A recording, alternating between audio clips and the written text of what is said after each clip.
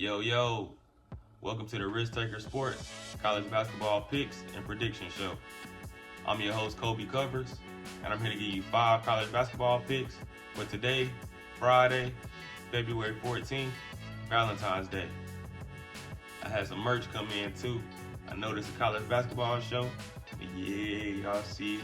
Like the content that you see, make sure you hit that like button, subscribe to the channel, and make sure you put your favorite college basketball picks in the comment section below. Let's get it.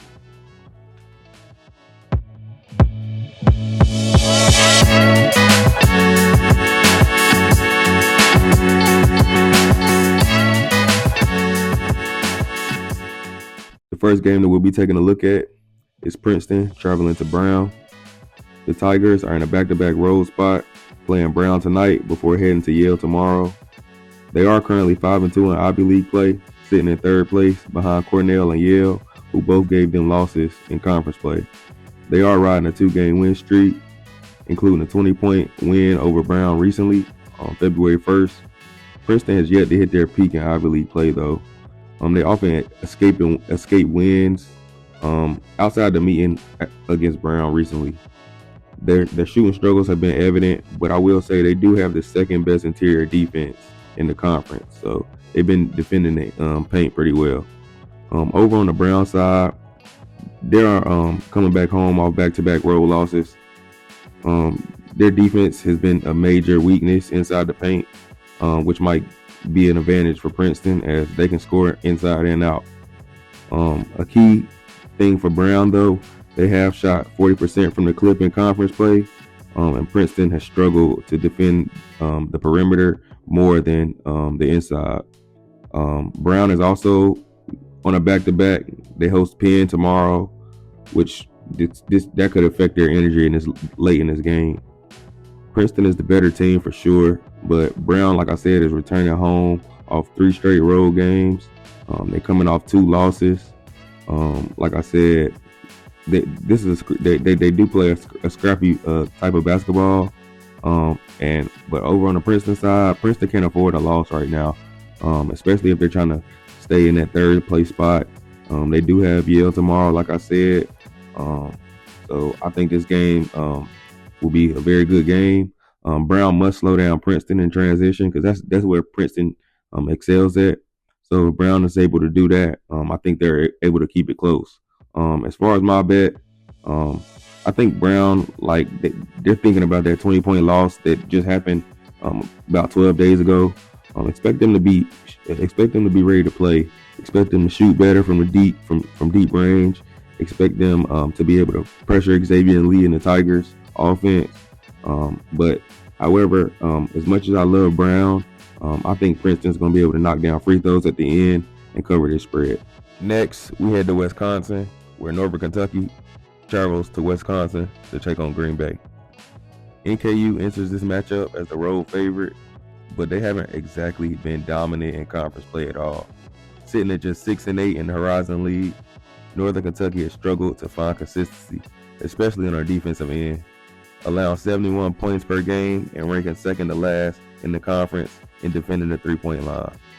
On the offensive side, forward Trey Robinson has been their most reliable player, averaging 14 points and 6 rebounds per game.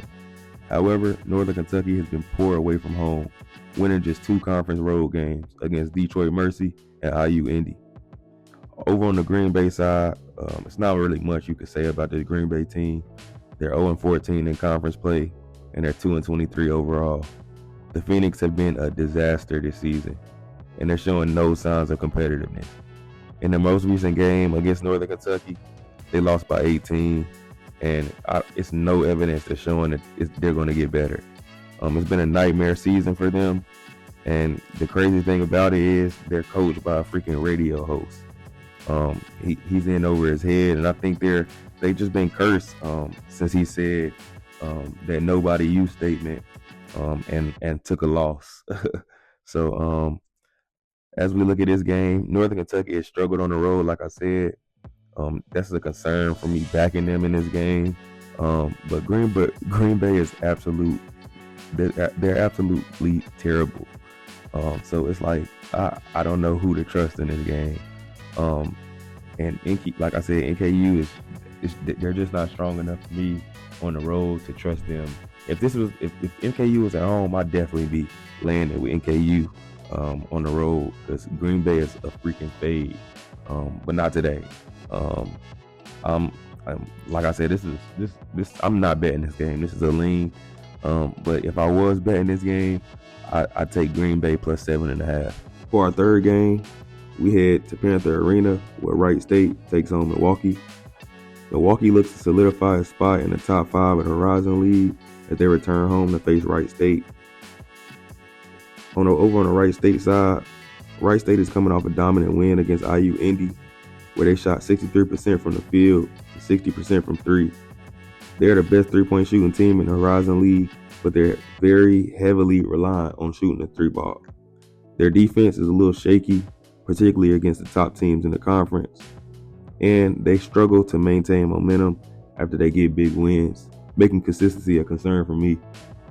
Over on the Milwaukee side, they're coming off a tough road loss to Cleveland State, but they return home where they play very good, and they've been playing really very good this season.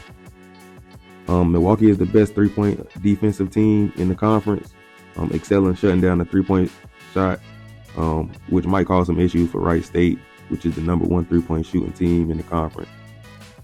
Like I said before, though, the Panthers have responded well at Panther Arena. They responded well after losses, and Bart Lundy, who's a former Charlotte native from where I'm from, I'm very confident in him having these guys ready to bounce back. My guy AJ should be able to knock down some shots, get some stops. So I'm very confident in Milwaukee coming back and bouncing back in this game right here. Like I said, it's a clash of two strengths. A clash of the number 1 3-point shooting team and the clash of the number 1 3-point defensive team. So if Milwaukee's able to shut down Wright State's 3-point shot, then they should be able to come out with the win for sure. Like I said, Wright State is very heavily reliant on that 3-point shot. So they live and die by that 3-point shot. So if that 3 is not falling, then Milwaukee should be a safe play for us tonight. Like I said, I'm going to go ahead and stick with Milwaukee here in the minus 5.5, as they should be able to get this win by a good margin at home. In our last matchup, we'll take a look at UCLA and Indiana. UCLA hasn't played in Bloomington since 1956, when John Wooden was in his 8th season, leading the Bruins to a 52-48 win. That history won't have any impact on tonight's game, but it is a reminder of how rare this meeting is. But we might want to get used to it, because both of these teams are in the same conference now. The Bruins enter this game at 9-5 and currently sit 5th in Big Ten play. They were riding a 7-game win streak before they fell to Illinois, but road struggles have been an issue for them, or traveling to the Midwest has been a little issue for them, losing games to like Illinois, Rutgers, Maryland, and Nebraska. One positive I will say is they did stay out in the Midwest after the Illinois game and were able to probably practice and adjust to Assembly Hall, try to give them a little small edge in this matchup. The Hoosiers, on the other end, they just snapped a 5-game losing streak on the road at Michigan State, which was a much-needed confidence booster for that team. Indiana's strength is scoring inside the paint. They like to create a lot of offense inside the paint. However, they do struggle from shooting from 3. The Bruins, on the other end, they held their opponents to 62 points in 3 games straight before they lost to Illinois. Their defensive discipline will definitely be key against Indiana tonight. The Hoosiers will try to attack the glass on the offensive side. So UCLA must box out and limit the second chance points if they want to control the tempo.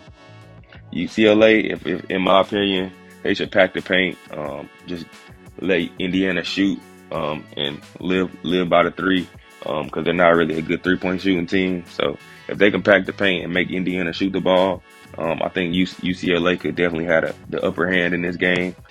Like I said, you got 2 teams that are better on the defensive end than on the offensive end. So this should definitely be a gritty defensive battle. As far as my pick in this game, like I said, I don't know what it is, but I have I got something special in my heart for teams that from the West Coast that stay out in the Midwest and practice out there, and they lost their first game in the Midwest or lost their first game on a long road trip. Yeah, I'm definitely gonna take UCLA here with them. The line is telling -1.5 on the road, and they just played Illinois. Yeah, I'm definitely gonna roll with UCLA here. But like I said, it shouldn't be a lot of scoring in this game. I think it's gonna be a lot of defensive stops in this game. It's gonna be a grinded out game, a half court battle. So as well as taking UCLA, I'm also gonna take the under 140 in this game as well. Under 140.5, I should say, as well. And that's my 5 free picks for today's short college basketball slate. If you stay for this long, I want to give you something special. I'm going to give you a 3-team parlay, moneyline parlay that I like to take for today. First team on that parlay is Princeton moneyline. Second team, Milwaukee moneyline. Third team, UCLA moneyline. Again, that's first team Princeton moneyline. Second team, Milwaukee moneyline. Third team, UCLA moneyline. That parlay is plus 286 odds. So if you were to bet $100 on this parlay, you'd come up $286. I appreciate y'all tuning in to the Risk Taker Sports College Basketball Picks and Prediction Show. Again, I'm the host, Colby Covers. Make sure y'all bet responsibly, but stay risky. If you like what you see, make sure you hit that like button. Make sure you subscribe to the channel. Hey, and don't forget to put your favorite picks for today in the comment section below. We'll see y'all on the next one.